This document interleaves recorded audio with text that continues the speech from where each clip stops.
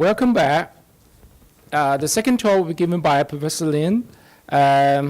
He is the member of French Academies of Science, foreign members of Chinese Academy of Science, and remember also Academy of USA Academy of Science. Yes. And also he's a Nobel laureate in chemistry. So I think everybody knows it from the our leaflet. Today, he's going to give a very interesting talk, Steps Towards Life, Chemistry. Last time is chemistry, question mark, and chemistry. This time, there's no question mark, definitely chemistry. So let's give a warm applause to Professor Lehn.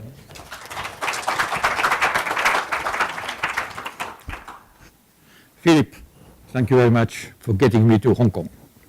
I had been before we encountered each other, I had been around a few times, but now I am attached to it, and you did it. Thank you very much.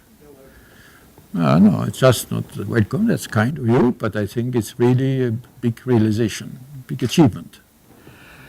So it's my pleasure to be back, and especially on this special occasion, and I will be talking around steps. Last time the title was From Matter to Life. Now I have been more modest, Steps Towards Life. We are not there yet. And chemistry, question mark, question exclamation mark. Of course, sometimes I remove the question mark, but it comes out the same.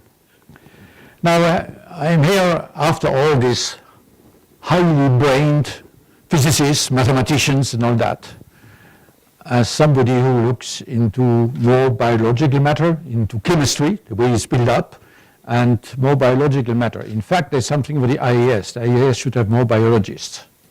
There's no biologists for the moment, because these people are important too. So in order to describe this, I start very early in time, in a time where there was no chemistry at all. 13.7 billion years ago, as cosmologists want to tell us, there was a Big Bang which started our universe. At that time, the universe was extremely hot.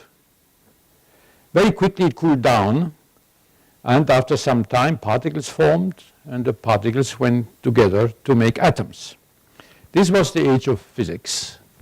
No chemistry whatsoever. Chemistry started when these building blocks, these atoms, were able to get together and form molecules. Around here, chemistry starts. These atoms then make more and more complex connections, more and more complex molecules. The molecules became progressively more complex, started to associate with one another, to build sort of compartments. And then a new property appeared at some stage. On our planet, life started around that time, and that was the age of biology. But at least on our planet, it didn't stop there.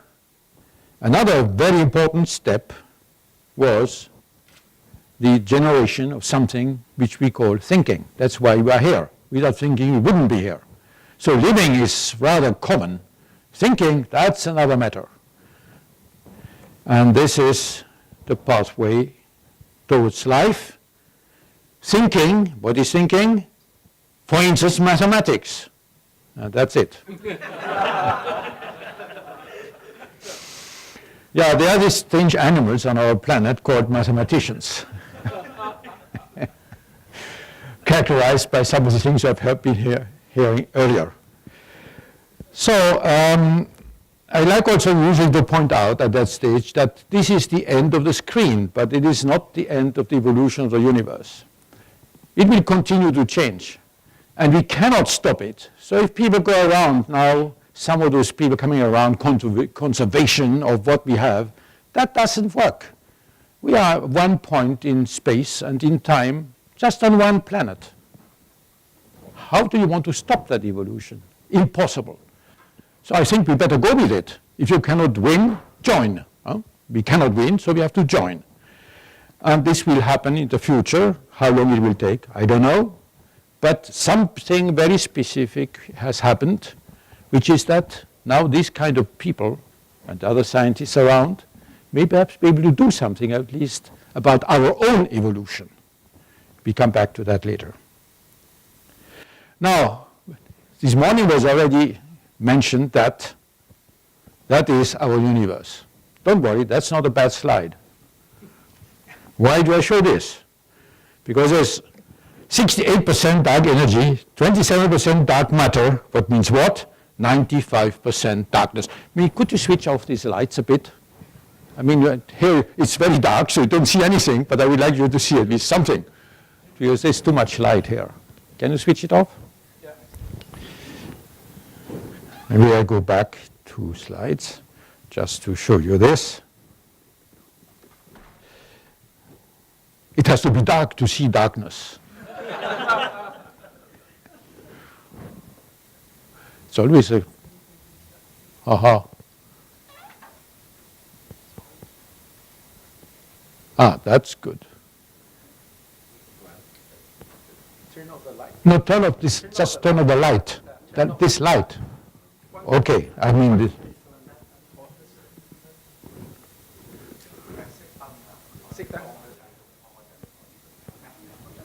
Sorry.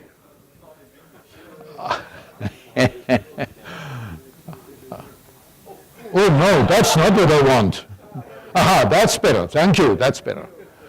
So as I said, there is, as cosmologists tell us, 68% of dark energy, 27% of dark matter, which means 95% darkness.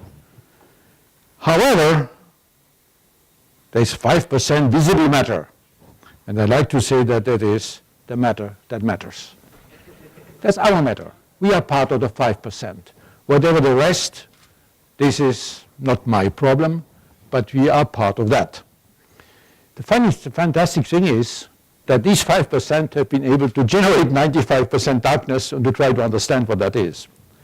So if you want now to describe the evolution of matter, we can take parameters, and a good parameter, I think, is complexity, or let's say information. And matter evolved in time by being first, as I already indicated, divided, then it became condensed, then it became organized, then became living at some stage, important property, and then thinking, which is even more important, much more important, and maybe something more complex above there. We don't know.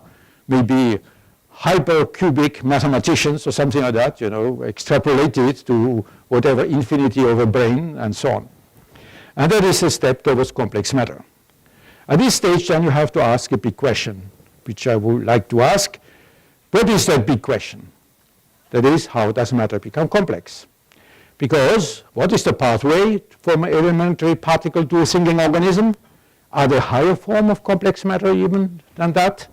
That's a very important question. And for that, mankind has created the way to try to answer the question, which is science. And if I may just look at 3 types of 3 sections, 3 of those fields in science. Physics, we heard this morning again, has to do with the basic laws of the universe. This is, we have seen it very nicely illustrated, how physics has progressively understood how the universe functions, what are these things around us, and physics is the basis, there is no doubt. They tell us how matter functions, what is the composition, and even beyond our imagination and our reality, our own reality, showing us how matter can behave, how our universe is constructed. On the other hand, biology tries to set up and understand the rules of life. They are not laws, these are rules, how it functions. And I think, just to tell you where I position chemistry, chemistry has the very important role of trying to build a bridge between the two. How can you go from these very general laws to an organism which builds up these laws, which can understand? And we know that we have here high-brained mathematicians and physicists. it's very important to know why they exist. How could they exist? There's no general relativity without Einstein. So it's important to know how this person, this amount of molecules, could come about. And this is, of course, this is the mission of chemistry, to try to understand that. Now, this question can be answered, at least in my opinion, by one word: self-organization. It doesn't explain anything, it just gives a word, and it says that it happened because the laws of our universe are such that there is organization somewhere. It will organize, and one might even claim that it's a cosmic imperative in our universe, that we cannot escape it. People think it's an accident. I rather think it's inescapable, because the structure is such that it will organize somewhere. Where? I don't know, but somewhere. And we now know there are many planets in our universe.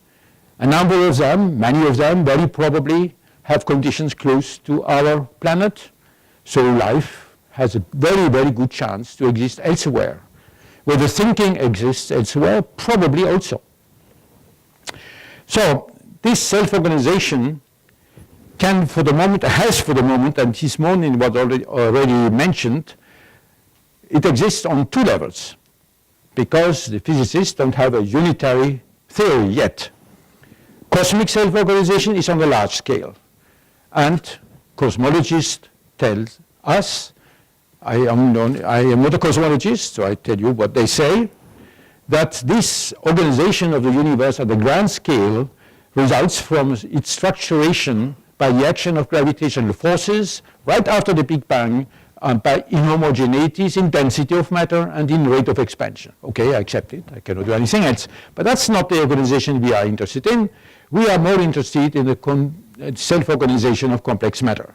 And this happens through electromagnetic forces acting on the bricks of matter and doing random combinations. And these random combinations are sometimes better, sometimes less good, better meaning thermodynamically, better in some cases for some of these combinations than others. And so this is the way then matter got organized, living and thinking. It doesn't explain how it happened, but it gives you a clue about why it happened in this given way. It was a random reorganization of the bricks and then finding a way to get more and more complex organisms. Not necessarily a directed one, but just by random, and some were thermodynamically a bit better than others. So we can consider that also before there was this famous Darwinian biological evolution, there must have been an evolution absolutely not Darwinian, because you cannot really jump from a particle to a living organism. So you must admit that there was a purely non-biological evolution before you reached evolution that is part of this self-organization process. In fact, I can even say that Darwinian evolution is also a chemical evolution, because it's linked to mutations in really chemical entities, and we'll come back to that in a moment. So if you want to define what chemistry is, right now one sort of admits that it is a science of the structure of matter, how it is built, and the transformation of matter, how you can convert given entities in these objects, these molecular objects, into others. That is why I'm a chemist, because when I was a teenager, I realized by doing experiments in my parents' home that you take these compounds, you mix them, you get something else. This is fantastic, no? I found that really incredible. That's why I'm a chemist, transformation of matter. Now let's go back in just a few points in history of chemistry. First of all, not just chemistry, but more generally in science. About 2,500 years ago, we had this small country in Europe where there were people who used their brain, and they were trying to understand what matter is made of. So there was this fellow, Empedocles, who proposed that there were 4 elements: fire, air, water, earth, and their combinations were properties. For instance, fire and air was hot, and so on. Okay, it's a bit primitive, it's a start. But at the same time, there was another person who had a much deeper insight. This was Democritus.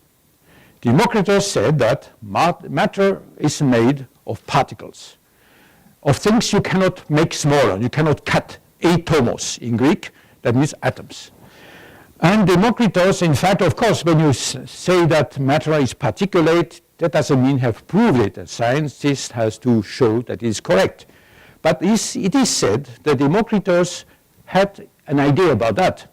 And to translate it into some other terms, the idea is the following. You go around the street and want to convince somebody, that anybody in the street, that matter is made of particles. You take a glass of water, you take a piece of sugar, you put it in. What happens? It dissolves. If matter is continuous, it cannot dissolve. So matter must be particles.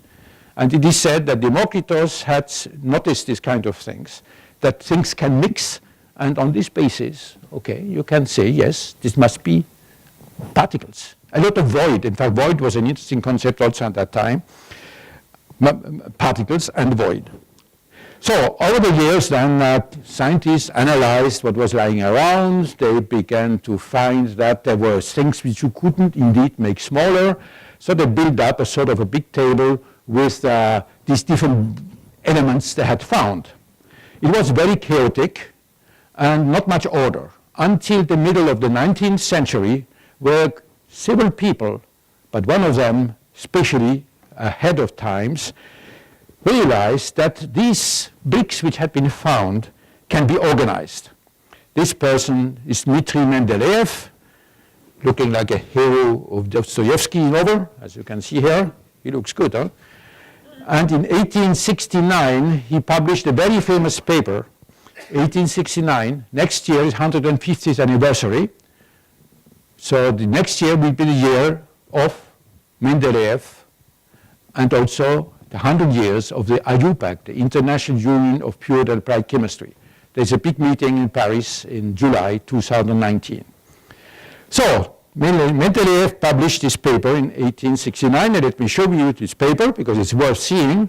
It looks totally simple, you know, there's nothing special. But in this table, Mendeleev showed that you could classify these things, that elements that had been found, according to their properties and their atomic weights. And you had columns and rows. And these columns and rows correspond exactly to what we now know. You have here, this is here beryllium, magnesium, zinc. You have here beryllium, boron, carbon, nitrogen, oxygen, fluorine. And he went a step further. This morning also this was mentioned, that not only is it good to organize, but you have to make predictions. And there were question marks here. And Mendeleev said this will be found. And it was found. So this is called the periodic table of the elements. Nowadays it is full, and here it is. Now, last time we discussed also research about this, I find this is an absolutely incredible achievement of mankind. Of course, the basis of this table is in quantum physics and all that, sure. But forget about what is underneath. If you look at this table, you see here represented the bricks of visible matter.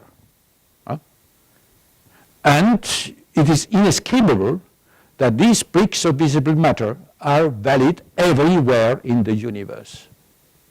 This is something very hard sort of to believe, to sort of realize.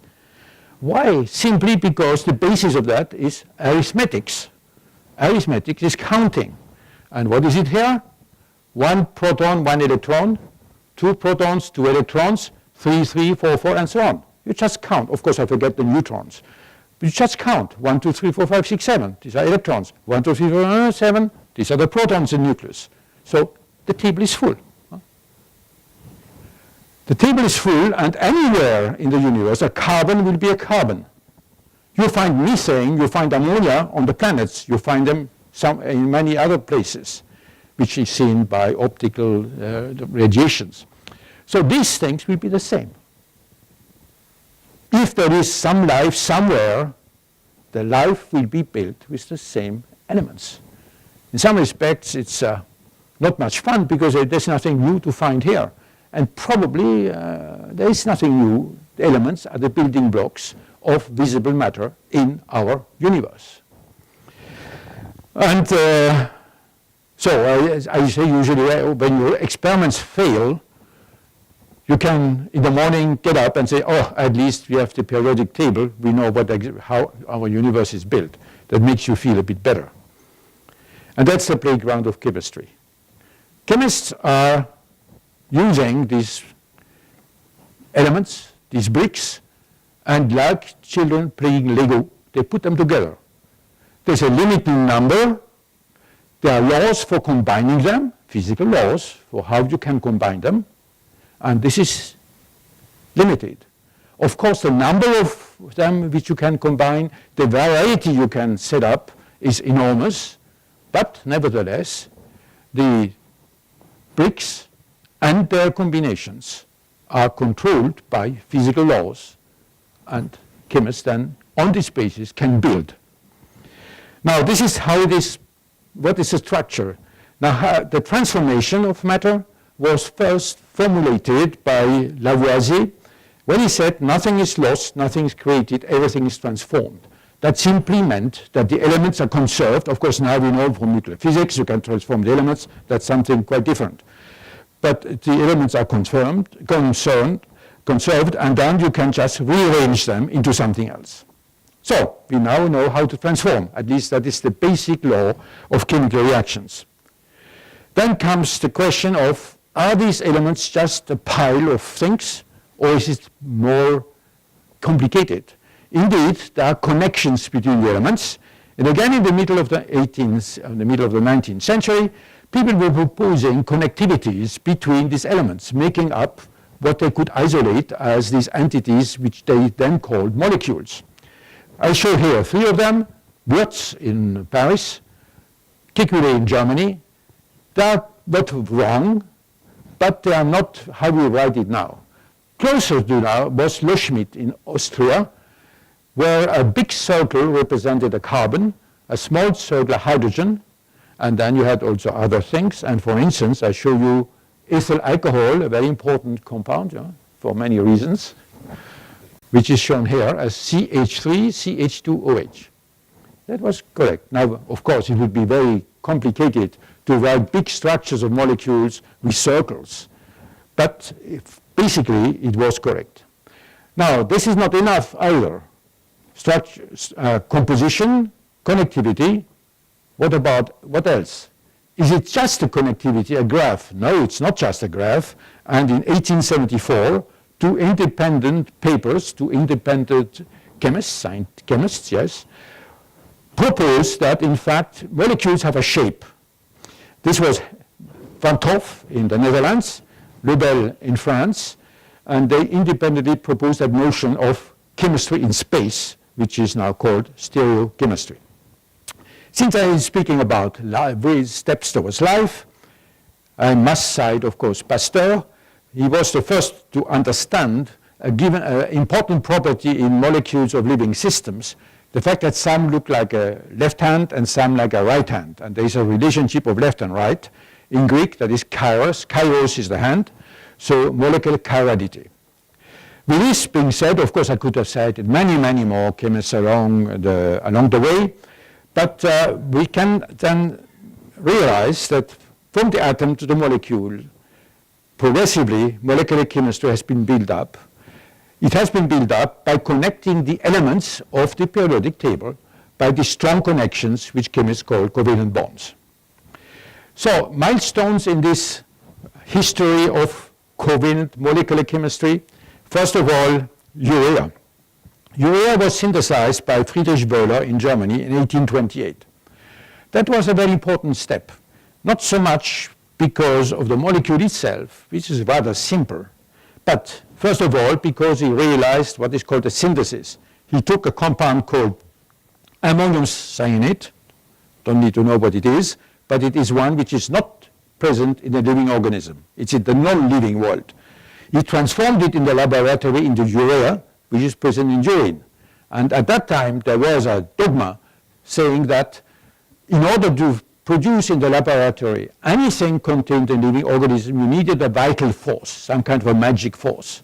By doing this experiment, Wöhler showed that vital force does not exist, that molecules are continuum, that these are chemical compositions, and there is nothing special about molecules in living organisms and in non-living world. About 150 years later, was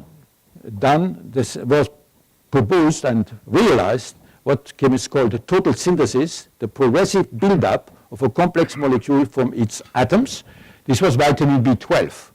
B12 you have in your organism. This is, of course, much more complicated molecule, and it required the collaboration of two groups across the Atlantic, Robert Burns Woodward at Harvard and Albert Eschenmoser at the ETH, the Polytechnical School in Zurich. The united efforts of these two groups over 10 years produced this entity, which required something like 80 progressive steps. That's a long way to go. And I was postdoc with Woodward. I made this. That's my part here. So I like to show that, not to people like scientists already, but to young people starting, especially I'll be giving tomorrow a lecture to high school students. Not that was on Wednesday, it will be on Wednesday.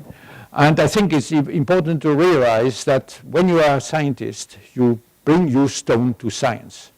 Whether it's a small one or a big one, it's a stone nobody can take away from you. And I think that can motivate them.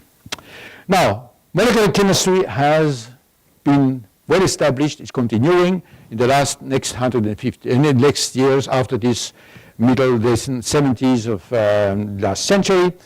Things have continued, and many new reactions have been found. And nowadays, I would probably not make vitamin B12 the same way as it was done at that time. But then comes the question. Let's look at a cancer cell and at two killer cells. In our organism, as you're sitting here, your killer cells, they run around and have to find out which cells have been transformed into an abnormal cell. They shouldn't make a mistake. Big problem if they make a mistake. Similarly, this is the HIV virus, which when it hits a white blood cell will infect it. How do these cells, these entities know what is going on? How do the killer cells know that that's a cancer cell? How has the virus know that now it has hit its target and can infect? These are made, of course, of molecules that are defined by a membrane. The membrane is like a soap bubble. This is lipids, sort of. And in this soap bubble, there are molecules specific for the cell in question, which are expressed on the surface. So when a killer cell reaches another cell, if it's a cancer cell, there is expressed on the surface specific molecules which represent the identity of this cancer cell. The killer cells recognize it, and then they do what they should do, destroy it. Hopefully, they do it, and hopefully they find the right one. So one can then say that beyond molecular chemistry, there must be a chemistry which resides in what happens between molecules. When they touch each other, when these cells touch each other, the molecules on the surface touch each other, and this is what we had called then a chemistry which is beyond the molecule, supramolecular chemistry, which now uses interactions, which of course for a physicist are all the same. Covalent, non-covalent, all that is the same thing. But for a chemist, it's very practical, very convenient to make a difference between the strong bonds by which you build up molecules from atoms and this weaker interaction, like a sort of a glue, which glue molecules together once they are formed. And so three basic features were studied over the years. How do molecules recognize each other? That's the basis of this killer cell, cancer cell type of interaction. How do they react with one another? How can they carry each other through a cell membrane? So molecular recognition is the basis. And without molecular recognition, I tell you, you do not exist. Because your molecules in your body have to do the right thing at the right time, in the right place, and at the right speed. Otherwise, you don't exist. How can you define molecular recognition? First of all, there has to be an interaction, some sensitivity. They have to touch each other, to feel each other. Otherwise, okay, you cannot, they ignore each other. But that's not enough. And here comes a very important property for chemistry, which was mostly introduced by these supramolecular concepts, information. You cannot have a selection without information. And this is the basis of the selectivity between molecular interactions. Now, this idea can simply be expressed as a sort of a complementarity between the geometry of the objects which get together and the way they interact. Again, looking into the past, this idea has been around. It wasn't expressed the same way because the science was not at that stage of development, but Emil Fischer, already in 1894, has proposed, by studying the way in which enzymes act on their substrates, that they have to fit together like Schloss und Schlüssel, like a lock and a key. This idea of locks and keys is, of course, still a bit primitive, so to say, because we know that locks can adapt, keys can adapt, but basically it is correct. Emil Fischer was the second Nobel Prize winner. This morning we had talked about. Van 't Hoff was the first one I cited in chemistry, and Emil Fischer was the second one. He got his doctorate in 1874 in Strasbourg. We're very proud of that. At that time, just a little bit of history, we were part of an empire across the Rhine. Now we are all Europeans. It has disappeared. And okay, you are from Asia, most of them, so Europe is far away. But for us Europeans, it's very important to realize that we should stick together and build up Europe. Multicultural, multi-language, very rich in diversity. I'm a strong European since I've been a teenager, and I think it's inescapable. And I think then we also, as Europeans, can give our hand to Chinese. So, molecular recognition. The most important of all molecular recognition processes is this one, the genome. The molecular storage of information in this famous double helix of DNA. Now, if we analyze the chemistry of this object, it's a very trivial chemistry. It is a long strand of rather simple things, a sugar here, plus a phosphate which links them together. Well, nothing special. Polymer chemists, they know that very well. They make much more complicated things. But importantly, on this long strand are sticking letters, chemical letters. Very simple also for a chemist. This kind of object is a very trivial one, very simple. These letters have a structure. Chemists write these strange names: adenine, guanine, thymine, cytosine. 4 letters which write the genome of all living organisms. That makes a difference between a tomato and an elephant. Just the sequence. Now, this is very interesting as a very complicated program. Now, before I continue and go into how you read this, let me just point out that if you look at one of these letters, adenine, it is a simple pentamer 5-HCN. HCN is a molecule found in interstellar space, and 5-HCN makes adenine. HCN, you can look around, HCN, of course, a bit rearranged, but 5-HCN makes adenine. You add some water, you get guanine, and the 2 other ones, cytosine and uracil, you get it just by other chemical transformations. So it's rather simple, this build-up. Now, how do you read? Because storing is one thing, you have to read. The reading is also quite trivial. Between adenine and uracil or thymine, slight derivative, 2 points of interactions by hydrogen bonds, as they are called, can form, and between guanine and cytosine, 3. So it's just a very simple question of binary system, 2, 3, 2, 3, 2, 3, like a computer 0, 1, 0, 1, 0, 1. Not a big deal. So we are the result of a rather simple chemistry. A long strand with simple letters and 2 ways of reading. Now the question is this, why only that? Possibly because it's enough. 4 letters, 2 pairing that allows the storage and the reading. It is possible that in the course of evolution, other letters have been tried, other ways of pairing, but then it gets probably chaotic and you get a big mess probably. And 4 is enough, 2 ways of reading is enough. So chemistry is an information science. It is a science of informed matter in addition to being the science of the structure and transformation of matter. And this I'd like to say also, especially high school students. Nowadays, everybody has a little thing in their back pocket and they use their fingers and type all the time. That is, of course, very complex and all that. We have developed fantastic computers.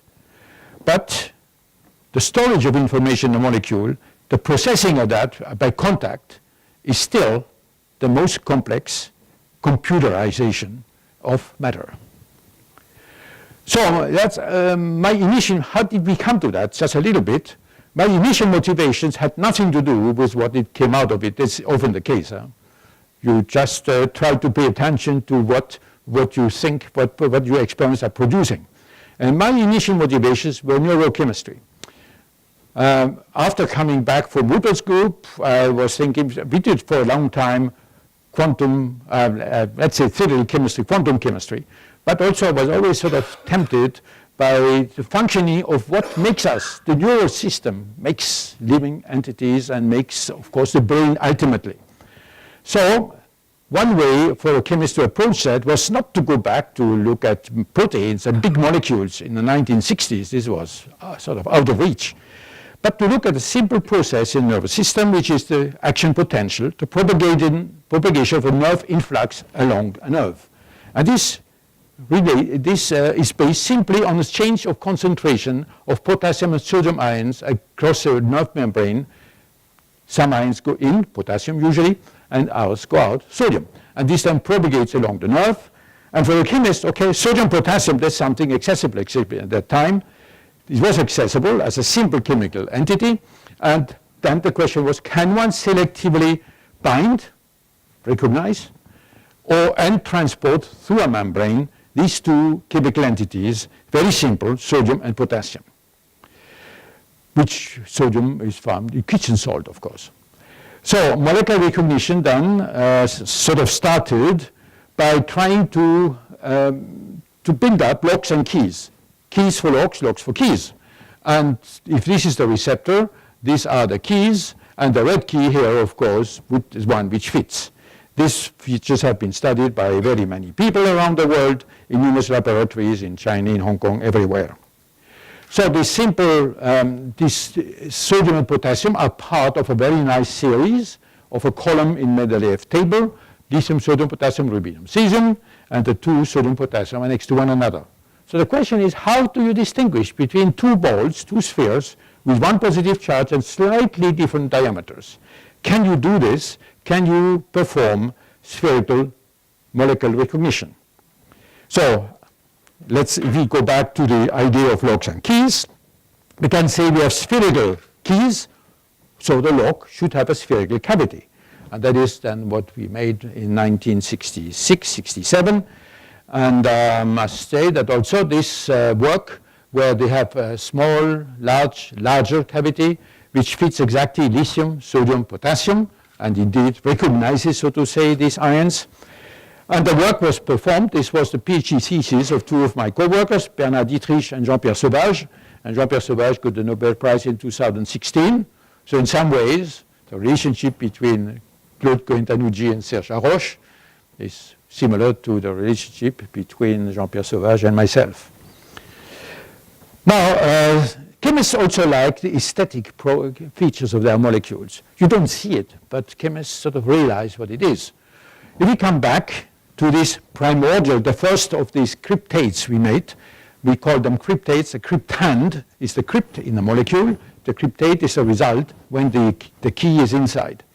And a chemist from Hungary, Béla Vizi, made this very nice sculpture for me. I like it very much. It's a very nice one. And this fellow he's a chemist turned artist. And he also made many others. Let me just show you four more here. And one I just want to illustrate. This thing here looks quite nice, huh? Like a perfume, like this. Huh? And this is called the scent of the rose. Why is it the scent of the rose? Because it is a right formula, chemical formula. The scent of the rose is phenyl ethyl alcohol for the chemists who are around. Phenyl ethyl alcohol. So it is nice. It has a very nice perception of the aesthetics of the molecule.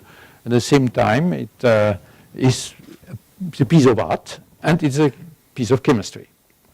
So chemistry, when as molecular, started in 1828 with Wöhler. And so in 1978, we proposed that the chemistry beyond the molecule would be supramolecular, so that as things go, the shapes were to construct receptors for given substrates, which would give then, through these non-covalent interactions, the supramolecules, which perform recognition, transformation, translocation, and then have built up into functional supramolecular systems. Many people have been contributing to this. This morning we heard also a lot from Serge Laroche about applications coming out of basic research. And this is the case for chemistry too.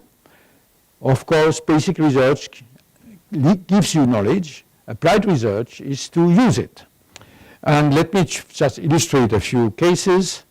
First of all, the most important of these applications is something which has not waited that one defines supramolecular chemistry, but one has always realized that a drug is a key for a biological lock. A key you have to build up, which you want to make as specific as possible, so it only reaches its target in the organism. It has to be selective for that lock in the organism. So drug discovery is absolutely, it requires molecular recognition to be studied. We made several of them, and for instance, I just cited one, which I will not get into it, but that's now a drug we have developed, which is right now in anti-cancer studies in the hospital in Zurich, as phase 2 in patients now. Another one was to make different type of varieties of these crypts of these molecules with holes. That is another one where inside the molecule here one has a europium ion. Europium emits red light, and so if you put it in a cavity which you can anchor to a protein, you can use it as a label for developing medical diagnostics, and that's a molecule. This is an apparatus which was developed on that basis to set up medical diagnostics by using this sort of red bulb. Gene transfer is another application of great importance. As I said earlier, sodium potassium have to be transported through membranes, and this of course implies that you have to go through the membrane. Now, we had studied that for many years, and then we had dropped it until came back this idea that you could transfer a gene through a cell membrane into the cell in order to develop then the possibility to introduce, through hiding the DNA piece, the gene, in a particle, let it go into the cell, and then letting it go to the nucleus and then express the corresponding protein. This type of processes are of great importance. We are not the only ones. Many people are studying that around the world. Also because it's very important for biotechnology and also for gene transfer. Medically, gene transfer importance has been realized by Alain Fischer, for instance, at the Collège de France. He's now at the Collège de France in Paris. He has made a lot of progress in that. I cannot get into it because he used somewhat different means, using viruses. But just to point out that these are genetically transformed organisms. And here again, I have another of my remarks I usually make. GMOs, we need them. When people tell you we are afraid of genetically modified organisms, that's wrong. There's no reason to be afraid. Genetically modified organisms, we need them. We already have them because when you buy an apple, that apple is not a wild apple. A wild apple looks terrible and is no good. So these have all been transformed over many, many years by people who grow apples. So nowadays, I think we have really to make use of it. And then biomaterials also. Let me give you one example. This morning was again, Serge was talking about these applications you cannot really predict well. And this happened in one specific case for us. There may be others, but one specific case. In 1990, at my lab at the Collège de France at that time, we developed an area called supramolecular polymers. We proposed in a paper in 1990, the first time that.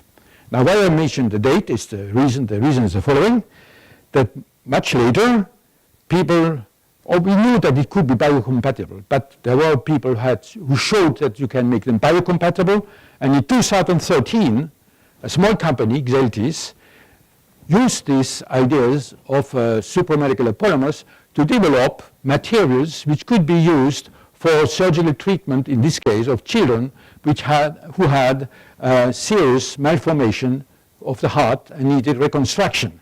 And here is the first little girl who has been implanted. This is 3 months after implantation by the famous surgeon in Moscow, at the Bakulov Center for Cardiovascular Surgery in Moscow. And she looks fine. Huh? She looks happy. Both of them are very happy, of course. The little girl because she feels well, and the surgeon because it worked. And now, of course, many more children have been treated, and of course, we are very happy of this, to know that a concept we have proposed, 23 years later, it comes to an application like that, introducing into the human body. It's something quite fantastic. So they also developed now heart valves in 2016. It's a bit more complicated because a valve has to open and close, so it's more complicated because you shouldn't coagulate the blood and all that. So this is something which is a very interesting development, and they are continuing their work. The other property which is of interest for supramolecular polymers is also they are self-healing, because these interactions between the molecules are rather weak compared to the strong covalent, so they can break and form and break and form. And here is of course, there has been made also by Ludwig Leibler in Paris, has also made supramolecular self-healing materials. That's a nice film. You almost don't see it because it's very nicely transparent. You cut it with scissors, you superimpose the two sides, and you press with your finger here, and you can stretch, and it sticks. And this takes a few minutes. Huh? You cut, you put on top, you press, and you can stretch again. So let's go back to this sort of mainline self-organization. When you understand more about molecular recognition, then the question comes, can this be used to generate systems which in the laboratory will self-organize? Making a lock for a key or a key for a lock is pre-organization. That means designing it and pre-organizing matter. But now let the system generate what it needs. And this self-organization is, the idea is to have a molecular recognition directed formation of more complex objects on the basis of the way they are built. You can call that the information stored in the pieces, in the blocks, in the bricks. It's spontaneous, but it is controlled. And a good illustration of that is a virus. The self-organization of a virus, remember, a virus is not a living entity. A virus is dead. It's a bunch of molecules. It only becomes living when it infects a cell because it uses some of the enzymes in the cell to reproduce itself. But this virus, the first one which was understood by Aaron Klug, is tobacco mosaic virus, is formed from 2,130 protein subunits. These are more detailed representations, but you can look at it as a piece of a pie, and this piece of pie has a shape and interactions on the surface such that they can then get together, word around, form a circle, and then a lock washer, and then form finally the virus, which is a particle elongated within the middle of the hole here, the RNA. And this is, of course, it looks like magic. This thing, how come? But it is very well understood. It's structural chemistry, organic chemistry, physical chemistry, and you can understand all the pieces of that. In fact, self-organization is something which is simpler than you think. If I can have, how much you have left? I'm already over time now. About 10 minutes? 10 minutes is fine. 10 minutes is all right. No, but let me just, because I want to tell you something, which is which shows you that it is not such, it's not magic. There are some people in California, students whom, I know, no, in fact, no, it was, one of them was from Israel, from Haifa, from the Technion. There are spherical viruses. Some viruses are spherical. And these spheres can be made from caps. They can be built up from caps. And the proteins which build it up are proteins which have this convex shape. Okay? So what they did is something very simple. They took pieces of plastic, big macroscopic plastic, and they put little magnets at the points where these molecules interact. the real ones. You put them in a beaker and you just agitate, you just mix them. And after a minute, you have a sphere from things which are not at all spherical. And it looks like magic. No, it's just because the shape is correct and the interactions are correct. They even went a step further. They had red ones and green ones a bit smaller. So they mixed both of them. Then they used a machine to shake, because it was a bit more longer, 20 minutes. In 20 minutes, you get a red sphere and a green sphere. Of course, on the way, you see that sometimes the green entity goes with 4 of the red ones, but then it falls out, because finally, the most stable state is when you have a red sphere and a green sphere. This is very convincing, I must say. So, can we make such program chemical systems where you try to program your entities? The program is, of course, molecular, and this operation is at the supramolecular level. Let me give you examples from one category of those things. This has been studied in many groups now, but let me just give you an examples to illustrate that. And this processing of the molecular recognition, we can even say it's an algorithm, the way they interact, can be illustrated by the self-organization of entities which result from molecules, the components, the bricks, and the connections between them is established by metal ions, like iron or cobalt or copper and so on. And this works quite well, has been done in many laboratories. First of all, here you see the double helix and the triple helix. That's the one we made. We introduced this area in 1984, where this is a double helix and triple helix, which has nothing to do, with the natural DNA. It's just wanted to see, to try to produce it. This is a sort of a grid where you align metal ions, this is silver in this case, on the crossing over of 3 vertical molecules and 3 horizontal ones. The place where they cross, the metal ion holds them together. That's a sort of a nanocylinder. These are 12 units getting together in one step, where you have linear molecules, flat ones, and 12 of these little spheres here, which in these ones are copper ions, and you can make a variety of them. With the computers, you can give them a lot of colors. Of course, these colors are not natural. These are just to make it look nice. But this is what you get. And for instance, again, if I come back to the Nobel Prize in 2016, Fraser Stoddart and Jean-Pierre Sauvage and Ben Feringa, they have extensively used this possibility to use a very well-tailored molecule together with the corresponding suitable metal ion to put things together and to hold them together. So this is also of interest for nanoscience and nanotechnology. Nowadays, we make the devices, and this is, yes, thank you. I'm not finished yet. And this also leads to the fact that maybe in the future we'll be able to use self-organization for fabrication. To go from fabrication to self-fabrication, which is, of course, the ultimate fabrication. If your computer can build itself up spontaneously, that would be quite fantastic. And indeed, we know that there is one computer which does that, the brain. The brain, you don't make it. It builds itself up. So, it works, huh? Hopefully. Not always, but it works usually. So, let me just give you one slide about what is going on now, what we are interested in.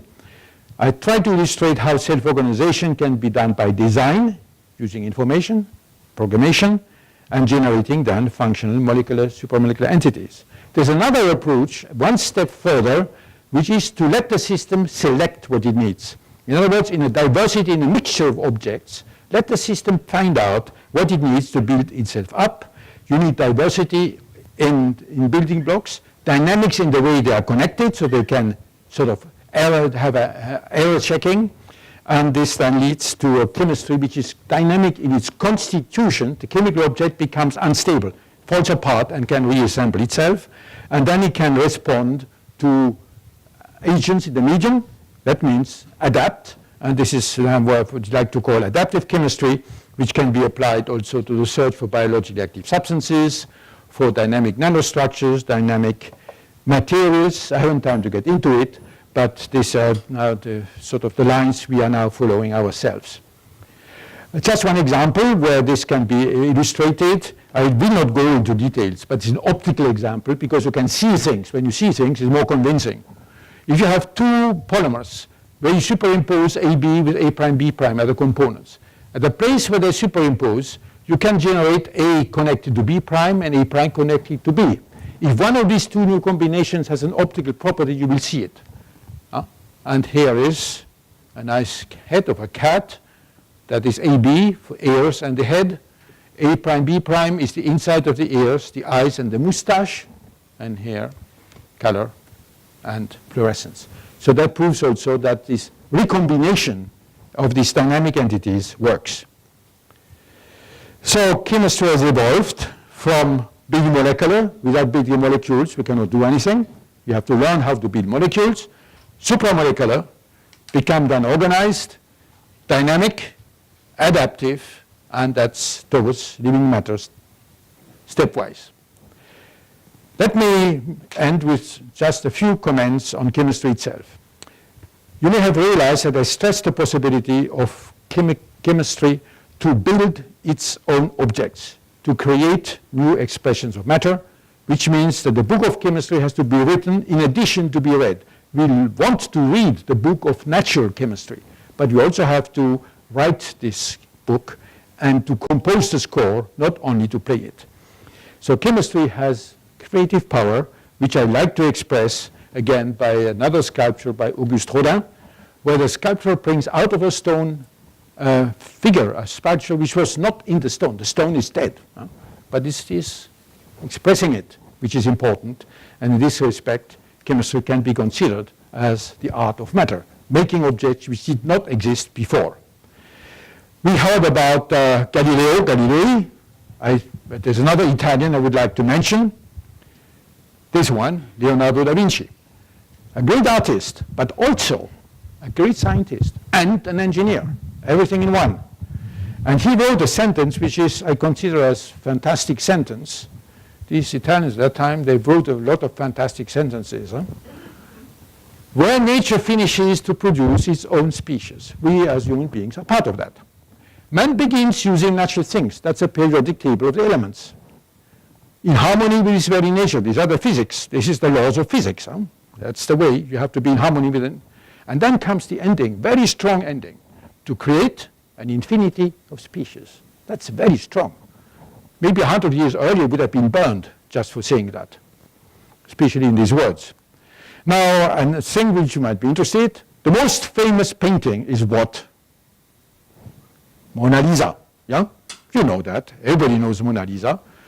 And the reason why I want to show it to you, the smile is well known. And I understood only recently why this smile is so seductive. There's a chemist, Philippe, who works at the Louvre, who analyzed the nanometric constitution. And he found out that the smile results from many going over by brushes of nanometric layers. That is why it looks so smooth. Very seductive, very smooth. So he was also a nanotechnologist, if I may say so. Little bit of history to finish. These Greeks had a huge mythology, lots of gods. One of them was a traitor. The traitor was Prometheus. He stole the fire from his companions and ran away to bring it to mankind. Here is, you see, he looks over his shoulder to see if the other guys are not running after him to try to catch him. But they were not able to catch him. The Chinese has been done by one of my co-workers, so I'm not sure. I cannot check it. So one important thing is that, of course, science, we have knowledge. And here is the light of knowledge. But we cannot give it back. And when people think we want to stop things, that's stupid. You cannot give back what you know. You know. And you have to live with it. So our path will lead us from the quest of knowledge, what we have heard about today all the time, to the control of our own destiny. With knowledge, we'll be able to control ourselves, to free us from the chains of evolution, to make our own evolution. That's a big statement. But I'm sure we will do it. I would like to come back in 100 years and see what happened. In the past, transmission of information and was this way. Let's start. Nowadays, in the present, that's the way. You know that? Michelangelo, huh? Some of you may know it. And what is the future? This. Now, I don't want to say that robotics will dominate and all that. I just want to say we are transforming ourselves. And we may have another lens in our eyes. If you have a cataract, you get a new lens. That's chemistry, that's a polymer. But it's not your lens. You may have some titanium in your hip. That's titanium. And even more, if you get a heart transplantation, you cannot say to your wife anymore, I give you my heart. It's not yours. It's not yours. It's another heart. And in the future we will make our hearts. I'm convinced by developmental biology, I'm convinced that we will be able to make our hearts. In fact, in the 1920s, it has already been done by, not exactly that way, by Hans Spemann in Germany. He got a Nobel Prize for that. He showed that in a developing embryo, you could make an embryo with two hearts or two neural axes by taking the right cells at the right moment in development and put them on the other side of the egg.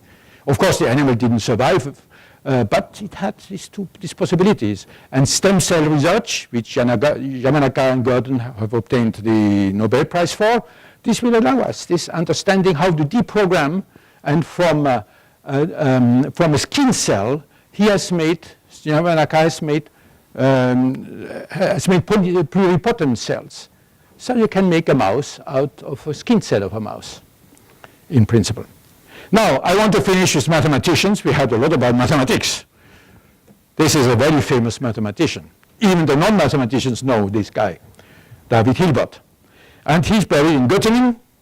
His tombstone, he wanted an inscription. Here it is. What is it? Very strong statements for scientists, which give us confidence, I think. Wir müssen wissen, we must know. But that's only a sort of a statement. Then comes an act of confidence. We werden wissen, we will know. That's a strong statement. Huh? And you may discuss the philosophical consequences, whether you will know, but nevertheless, I guess this is what drives us as scientists. And here is again Prometheus. Science leads us to the possibility of knowing. And for those who are now starting their career or sort of engaged at the beginning of it, sorry, why doesn't that work? It is on this computer. I'm sorry, for some reason. Anyway, what was written there is science shapes the future of humanity. Please participate. Thank you.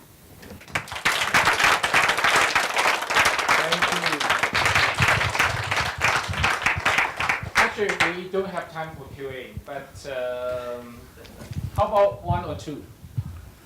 Yes, Dean Hong, Yan. You mentioned about molecular recognition. It's a very complicated topic. Yep. Now, is it possible that we could have some kind of table, like a periodic table? We have, finite patterns that will guide us to design things. Maybe that table we don't know. It's an excellent question. In fact, for this case I have shown, where you assemble molecules with metal ions, you more or less have it. And it's so simple for the things I showed. When you make these grids, which I indicated, what do you use? Geometry. You use molecules which have 2 points of interaction, and you use a coordination which is tetrahedral. And tetrahedral is 2 points of interaction, 2 perpendicular planes. So automatically objects will do that. This is a simple rule. 2 and tetrahedron brings 2 things together in a perpendicular way. 3 and octahedral brings 2 things together in a perpendicular way, because this is octahedral. The problem is that the molecule can change, the flexibility. So we don't really know how it will totally change. Right. And then yes, sure, you are totally right. But you have to build them correctly. That's the question. You have to make the right molecule and give it the flexibility which it needs, and not more, and not less. Just these nice double helices. If you make a wrong structure, you don't get a double helix anymore. And this is also something which physicists often consider chemists when they replace a H by a methyl or a ethyl. They say methyl, ethyl, propyl, futile. Futile. But this is not the case, because molecular information rests in just small substituents. And in these chains which make a double helix, which I showed, you couldn't see them, there are methyl groups at the end, they prevent a polymerization. So you have to design the object correctly, but once you have done it, it goes the way it should go. But you're totally right, there is a sort of the simplest law would be, no, it's not a law, the sort of a rule, was that if you want to use a tetrahedral connection to build things together, you have to have 2 and 2, which is this way. But you can also make other type of interactions. But you're right, it's making a law, making rules, a table for intermolecular interactions works. Hydrogen bonds are flat. Not this way, they are flat. Okay. Okay, next. Yeah. Thanks, Professor, for your excellent presentation. Then Professor focused on self-organization chemistry. So I have a general question. Do you think we can design for a machine that which can control like temperature or pressure or like solution concentration? So do you think our chemical researcher will lose our job in near future? The chemists will not lose their job. They just have to adapt and go ahead. No, you will not lose your job. But chemists will change it, like all sciences. You cannot stick in the same field all the time. You don't lose your job, but you have to adapt. Do you think we can use materials and machine learning, or we can? Machine learning? Yeah, it's quite machine learning. Yeah, in some ways, these molecules, they learn. In fact, they even use. But okay, I mean, now there's some people here in the front row who might have something to say about machine learning, artificial intelligence, all that. Usually what people say, artificial intelligence is excellent, but natural intelligence is sometimes even better. Okay, please, the last question. Thanks, learn a lot. I got a question. You're saying the universe begin to self-organize into chemistry. Does it violating the law of entropy? That's okay. I must say this question comes usually often, but you are quite right. Entropy increases in the universe. But if locally you get order, you get disorder somewhere else. And the fact that we exist, again, let's say a hydrogen molecule is entropically, in principle, no good, because you get one hydrogen atom, you make a molecule. So you lose 3 degrees of entropy of translation. But it works because enthalpy. So it's the delta G, which is important. But you have order. Just to make a molecule is making order. Okay. So you don't violate the second law of thermodynamics, because the entropy of the universe increases. In fact, the question is, okay, no, it's too much. It's too much. Thank you, Professor Lehn. It's a great talk. Thank you very much. So please come back at 4:30 something. Yeah, we have a coffee break.